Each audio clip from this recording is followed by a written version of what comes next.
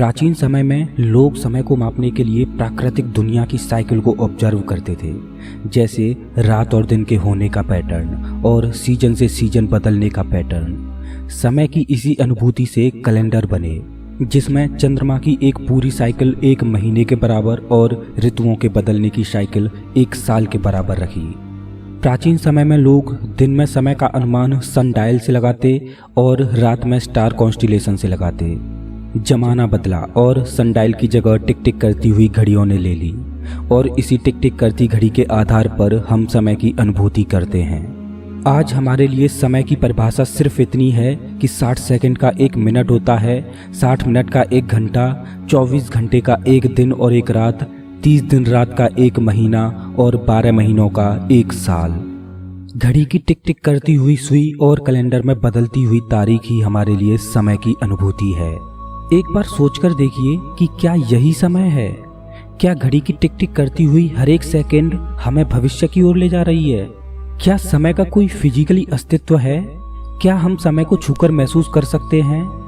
क्या समय का सच में कोई अस्तित्व है, या फिर जिसको हम समय कह रहे हैं वो महज एक इल्यूजन है, एक भ्रम है?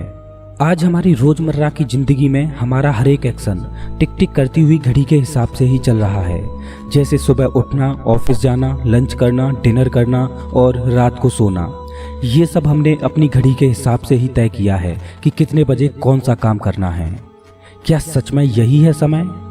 क्या आपने कभी अनुभव किया है कि जब भी आप अपना कोई मनपसंद काम कर रहे हो तो ऐसा लगता है कि घड़ी की सुइयां कितनी तेजी से चल रही हैं, समय कितनी तेजी से गुजर जाता है, हमें इसका एहसास भी नहीं होता। लेकिन जब हम वाकई में समय को ऑब्जर्व कर रहे होते हैं, उस समय हमारे लिए बहुत धीमी रफ्तार से गुजरता है और उस समय हम बोरियत फील कर रहे होते हैं। ऐसा क्यों? जब हमारा किसी काम में मन नहीं लगता तब हमें समय की रफ्तार धीमी लगती है और कोई इंटरेस्टिंग काम करते समय हमें समय की रफ्तार तेज लगती है।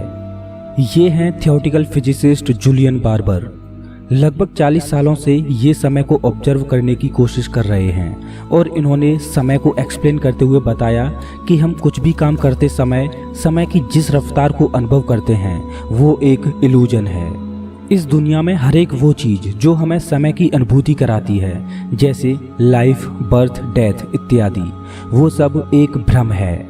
क्या आपने कभी सोचा है कि जब भी आप कोई मूवी देख रहे होते हो तो उसमें जो क्लिप चल रही होती है, क्या वो मोशन में होती है?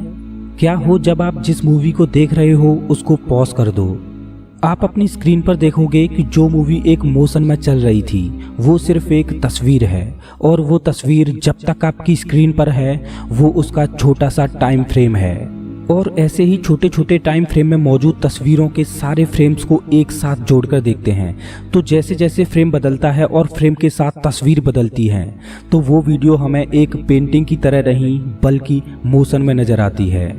हमारी पूरी जिंदगी भी एक मूवी की तरह है जिसमें हम पास्ट से होते हुए प्रेजेंट के द्वारा भविष्य की ओर बढ़ रहे हैं और हमारी जीवन यात्रा भी छोटे छोटे फ्रेम्स के रूप में आगे बढ़ रही है और हमारी जीवन यात्रा का वो छोटा सा फ्रेम है हमारा वर्तमान।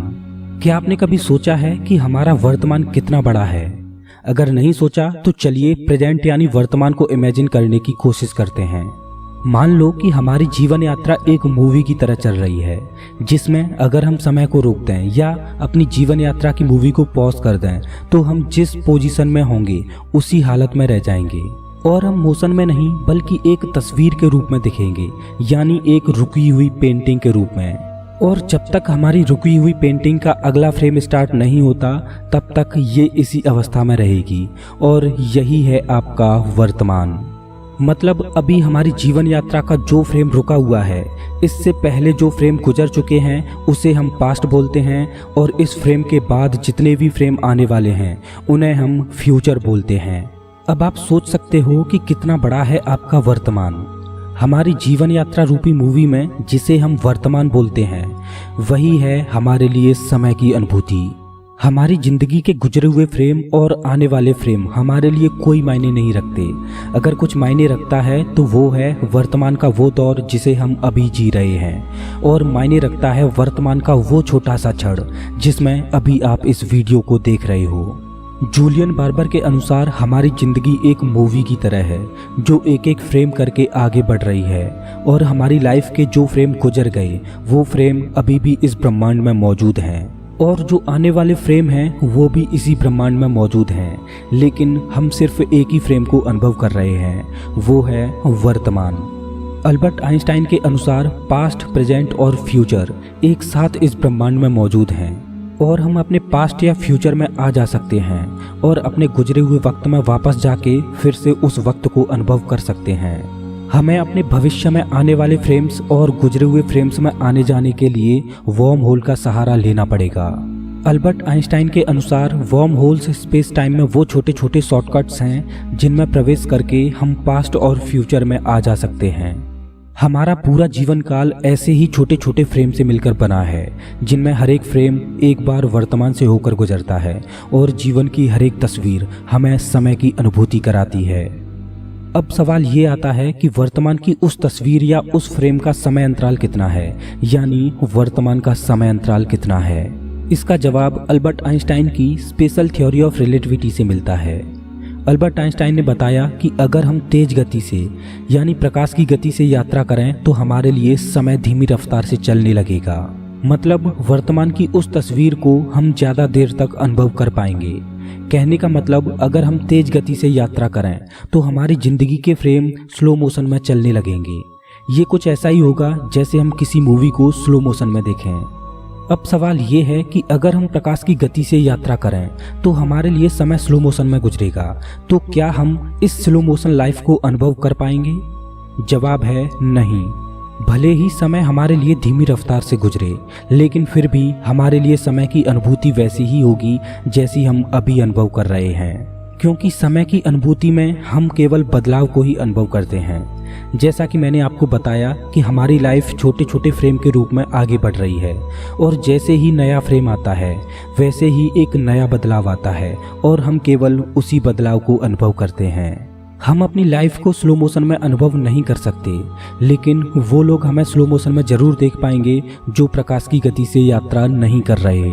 मतलब फ्रेम ऑफ रेफरेंस के चलते जो प्रकाश की गति से चलने वाले यान में यात्रा करेगा, उसको यान से बाहर मौजूद व्यक्तियों की जिंदगी के फ्रेम तेज रफ्तार से गुजरते हुए नजर आएंगे, और उनके वर्तमान का वो क्षण बहुत छोटा होगा, क्योंकि यान के बाहर मौजूद व्यक्तियों के लाइफ फ्रेम छोटे से समय अंतराल में ही बहुत ज़्यादा गुजर चुके होंगे।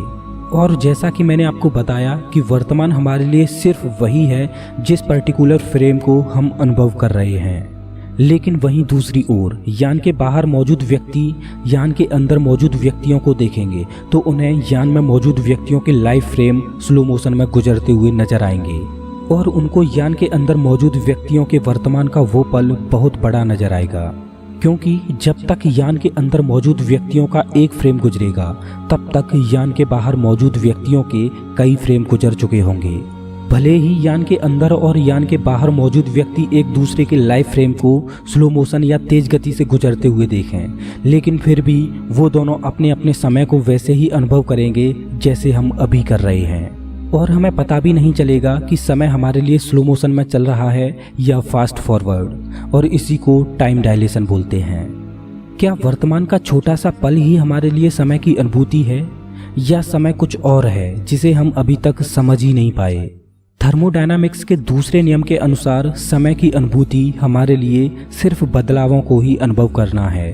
जब हम किसी बदलाव को अनुभव करते हैं तभी हमें समय की अनुभूति होती है, और ब्रह्मांड में बदलाव निरंतर चल रहा है जिसे हम एंट्रोपी बोलते हैं। ब्रह्मांड प्रतिक्षण ऑर्डर टू डिसऑर्डर की ओर बढ़ रहा है, और ब्रह्मांड में डिसऑर्डर निरंतर बढ़ता जा रहा है। ये कुछ ऐसे ही है जैसे आप पानी में कोई रंग मिलाओ तो जैसे जैसे समय आगे बढ़ता है वैसे वैसे पानी में रंग फैलता जाता है, लेकिन हम चाहकर भी पानी में उस रंग के घुलने की प्रक्रिया को रिवर्स नहीं कर सकते। और यही है समय की अनुभूति, जिसमें हम केवल एंट्रोपी यानी डिसऑर्डर को ही अनुभव कर रहे हैं। अब सवाल ये आता है कि ब्रह्मांड डिसऑर्डर की ओर बढ़ रहा है जिस वजह से हम समय को अनुभव कर रहे हैं, लेकिन क्या ब्रह्मांड में कोई ऐसी भी जगह मौजूद है जहां कोई एंट्रोपी ना हो, कोई डिसऑर्डर ना हो और ना ही समय की कोई अनुभूति हो? तो इसका जवाब है हाँ।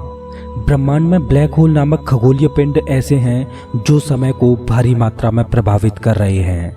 मतलब ब्लैक होल के पास समय धीमी रफ्तार से गुजरता है। अगर आप किसी ब्लैक होल के पास हैं तो आपकी लाइफ के फ्रेम स्लो मोशन में गुजरेंगे।